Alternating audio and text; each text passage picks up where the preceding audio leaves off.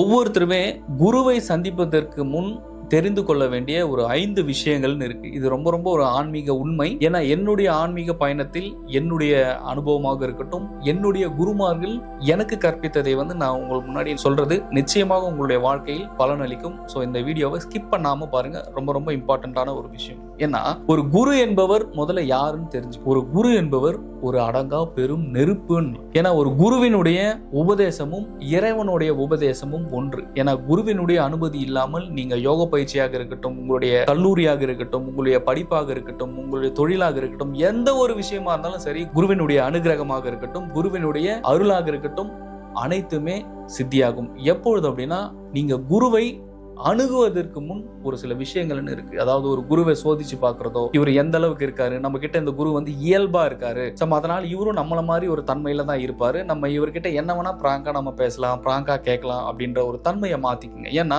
எல்லா குருமார்களுமே ஒரே மாதிரி இருக்க மாட்டாங்க. அதாவது இறைவன் அவர்களுக்கு இருக்கக்கூடிய தன்மையும் அவர்கள் சென்ற நிலையம் ரொம்ப பெரும் நிலைகளா இருக்கும். ஏன்னா அதனால தான் நான் நெருப்போட ஒப்பிடுறேன் குருவை. ஏன்னா ஒரு குரு என்பவர் முழுக்க முழுக்க ஒரு சீடனை ஒரு மேல்நிலைக்கும் அடுத்த ஞானம் எனும் மற்றும் இறைவனிடத்தில் கொண்டு போகக்கூடிய ஒரு வல்லமையும் ஒரு சக்தியும் மற்றும் உங்களை எல்லாமே ரீட் பண்ணி நீங்க எத்தனை பிறப்பெடுத்திருக்கீங்க, உங்களுடைய டேட்டா என்ன, உங்களுடைய எந்த கர்மா நடந்துகிட்டு இருக்கு, எப்படி இந்த கர்மால இருந்து உங்களை கொண்டு வர முடியும் அப்படின்ற உங்களுடைய A to Z டேட்டாவும் அவங்க கையில போயிடும். ஏன்னா நீங்க போய் ஒரு குருவை சந்திக்கல, நல்லா புரிஞ்சுக்கணும், நீங்க போய் ஒரு குருவை சந்திக்கவே முடியாது. அப்படி இது வரைக்கும் யாருமே தானா போயிட்டு ஒரு குருவை சந்திச்சதும் கிடையாது, அப்படி சந்திக்கவும் முடியவே முடியாது. ஏன்னா இறைவன் குருவிற்கு ஆணையிட்ட பிறகு ஒரு குரு நினைத்தால் மட்டும்தான் நீங்கள் அவர்களை சென்று அவர்களை பார்ப்பதோ, இல்ல குருவின் கண் பார்வையில் நீங்கள் படுவதோ, இல்ல ஒரு குருவிடம் இருந்து ஒரு பயிற்சியோ, இல்லை குருவிடம் இருந்து ஒரு சில உபதேசங்களே பெற்றுக்க முடியும். நீங்க எளிமையா போயிட்டு நான் போயிட்டு ஒரு குருவை தேர்ந்தெடுக்கிறேன், நான் இத்தனை இடம் போயிட்டேன், எனக்கு எங்கேயுமே திருப்தி கிடையாது, நான் வேற குருவை மாறிக்கிட்டு இருக்கேன், இது அப்படி கிடையாது விஷயம். நல்லா புரிஞ்சு, குரு என்பவர் எப்பொழுதுமே குரு தான். அந்த தன்மையிலிருந்து அவங்க மாறவே மாட்டாங்க. ஆனா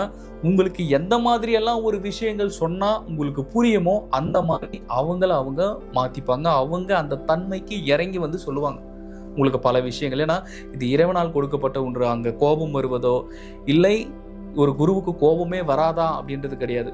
ஒரு சாதாரண ஒரு மனிதனுக்கு வரும் கோபத்தை விட கிட்டத்தட்ட 1000 மடங்கு அதிகமான கோபம் ஒரு குருவிற்கு வரும். அதனாலதான் எப்பயுமே முன்னாடி பாத்தீங்கன்னா அது எந்த சித்தர்களாக இருக்கட்டும், தன்னுடைய குருவை போய் அணுகும்போது ஒரு ஹம்பலா இருப்பாங்க, ரொம்ப தன்னை தாழ்த்தி கொண்டு தன்னை இறக்கி கொண்டு ஒரு குருவிடத்தில் செல்வாங்க. ஏன்னா இந்த ஈகோவோட போயிட்டு ஒரு குருவை பாக்குறது, தான் தான் பெரிய ஆளு, என்கிட்ட அவ்வளவு பணம் இருக்கு, இதெல்லாம் குருவுக்கு பெரிய விஷயமும் கிடையாது. குருவிற்கு அது தேவையும் இல்லை. ஏன்னா ஒரு குரு நினைத்தால் என்ன வேணாலும் செய்ய முடியும், ஒருவருடைய வாழ்க்கை எப்படி வேண்டுமானாலும் மாற்ற முடியும். ஏன்னால் குரு சொல் இறைவனை விட பெருஞ்சொல் தான் குருவின் சொல். சோ ஒரு குருவை அணுக போகும்போது அவங்களை சோதிப்பது ரொம்ப ஒரு மிகையா இருக்காது. ஏன்னா ஒரு குருவை நீங்க சோதிக்கும் போது அவர்கள் உங்களை பற்றி நினைப்பதல்ல, அவர்கள் ஒரு கணம் உங்களை பார்த்தாலே போதும், அது நிச்சயமாக ஒரு பெரும் பாதிப்புக்குள்ளார போய் விழுந்துரும். ஏன் நான் இந்த விஷயம் சொல்றேன்னா ஒண்ணும் கிடையாது, சின்ன ஒரு விஷயம். ஃபார் எக்ஸாம்பிளுக்கு கொங்கனார் சித்தர் இருந்தாரு. கொங்கனார் சித்தர் என்ன பண்ணாருன்னா ஒரு இடத்துல தவம் பண்ணிட்டு அப்படியே வீடு வீடா யாசகம் வாங்கிட்டு போயிட்டே இருந்தாரு.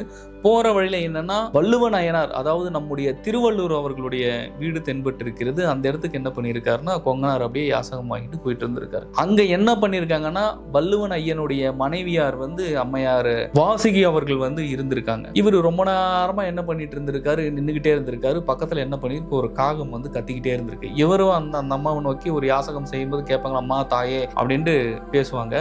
அதே மாதிரி என்னன்னா இவர் அம்மா தாயேன்னு சொல்லும் போது பக்கத்துல ஒரு காகம் கத்திக்கிட்டே இருந்திருக்கு. இவர் கோபத்துல என்ன பண்ணார் அப்படின்னா அந்த காகத்தை உற்று நோக்கி இருக்காரு. உற்று நோக்கின உடனே அந்த காகம் உடனே எரிஞ்சு போச்சு, எரிஞ்சு சாம்பலா விழுந்துருச்சு. ஆனா இது உள்ள இருக்கிற வாசுகி அம்மையாருக்கு தெரியாது. இவர் ரொம்ப நேரமா வாசல் நின்று கத்திக்கிட்டே இருந்திருக்காரு. உள்ள இருந்து அதுக்கப்புறம் வாசுகி அம்மையார் கொஞ்சம் நேர தாமதமாக உள்ள இருந்து வெளியே வந்திருக்காங்க. வந்த உடனே இவர் கொங்கனார் அம்மையாரை பார்த்து கேட்டிருக்காங்க, என்னன்னு நான் எவ்வளவு நேரம் வெளியே உட்காந்து கத்திக்கிட்டு இருக்கேன், என்ன நீங்க சீக்கிரமா வரமாட்டீங்களா அப்படின்ட்டு அந்த காகத்தை எரித்ததை போல் இவர் என்ன பண்ணிருக்காருன்னா வாசுகி அம்மையாரை பார்த்திருக்காரு. அப்ப வாசுகி அம்மையாரை பார்த்த உடனே வாசுகி அம்மையார் எரியல. நீங்க நல்லா புரிஞ்சுக்கணும், இது ஒரு எக்ஸாம்பிளுக்கு நான் சொல்லிக்கிட்டு இருக்கேன். வாசுகி அம்மையார் எரிஞ்சு போகல. உடனே வாசுகி அம்மையார் அவங்களை கேட்கறாங்க, கொக்கென்று நினைத்தாயோ கொங்கனா அப்படின்ட்டு. எப்பேற்பட்ட ஒரு சித்து, எப்பேற்பட்ட ஒரு ஞானம், எப்பேற்பட்ட ஒரு இறை அலைகளுக்குள்ள வாசுகி அம்மையார் வந்து கனெக்ட் ஆகியிருந்தா கொங்கணர் சித்தர் பார்த்த உடனே அது எரியல, ஆனா இவர் பேரு முத கொண்டு அந்த அம்மையார் தெரிஞ்சு வச்சிருப்பாங்க அப்படின்றத கொஞ்சம் நினைச்சு பாருங்க. அப்பதான் கொங்கணர் சித்தர் வந்து அறியறாரு, என்னடா அது நம்ம காகத்தை பார்த்து எரிஞ்சு போச்சு,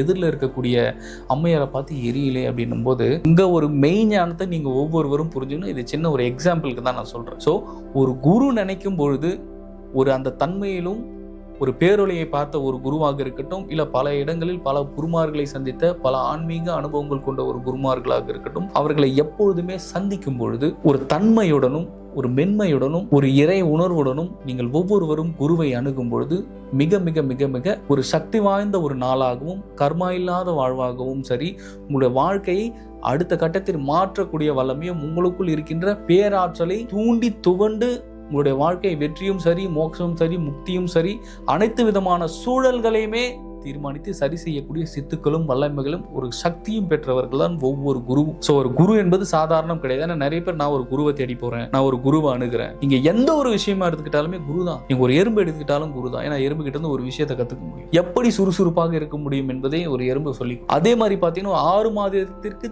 தேவையான உணவை எப்படி சேமித்து வைக்க வேண்டும் அப்படிங்கிற ஒரு அரசாங்க நிர்வாகமும் ஒரு எறும்பு கத்துக் கொடுக்கும். அதாவது அளவில் வேண்டுமானாலும் ஒரு எறும்பு சிறியதாக இருக்கலாம், ஆனால் அனுபவத்தில் எறும்பு மிக மிக மிக மிக பெரியது, அதுவும் யானையை விட பெரியது.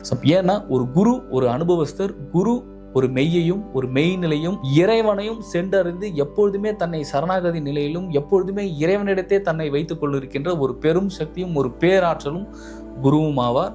ஸோ நீங்க நினைச்சு குரு வர்றது கிடையாது, குரு நினைச்சா மட்டும்தான் நீங்க அவங்கள பார்க்க முடியும். ஸோ எப்பொழுதும் குருவின் இடத்தே எப்பொழுதும் எவன் ஒருவன் நல்ல ஒரு சீடனாக இருக்கிறானோ அவனை அடுத்து குரு தன்மைக்கு செல்வான். அப்பேற்பட்ட ஒரு வல்லமையும் சக்தியும் பேராற்றலான சிவபெருமானாக இருக்கட்டும், பிரபஞ்சமாக இருக்கட்டும், அனைத்து சித்தர்களுமே அவர்களுடன் தொடர்பு கொண்டு ஒரு நல்ல ஒரு வாழ்க்கையும் வாழ்வினையும் இறைவனும் இயற்கையும் குருமார்களும் கொடுப்பார்கள் என்பதில் எந்த சந்தேகமும் இல்லை. முழுக்க முழுக்க என்னுடைய ஆன்மீக அனுபவத்திலிருந்து நான் உங்களுக்கு இந்த பதிவுகளை நான் சொல்லிக் கொண்டிருக்கிறேன். ஸோ எப்பொழுதும் குருவை அணுகும் பொழுது ஒரு நல்ல சீடனாக இருக்க கற்றுக்கொள்ளுங்கள். உங்கள் வாழ்க்கை மென்மேலும் குருவின் ஆசீர்வாதமும் சரி, குருவின் அருளும் சரி, அவர்கள் கண் பார்வையே உங்கள் மீது விழும்பொழுதே உங்களுடைய கர்மாக்கள் குறையக்கூடிய அவ்வளவு மகத்துவம் சக்தியும் குருவிற்கு உண்டு. இந்த காணொளி உங்களுக்கு பயனுள்ளதாக இருக்கும் என்று நான் நினைக்கிறேன். மீண்டும் ஒரு அடுத்த காணொளியில் சந்திக்கலாம்.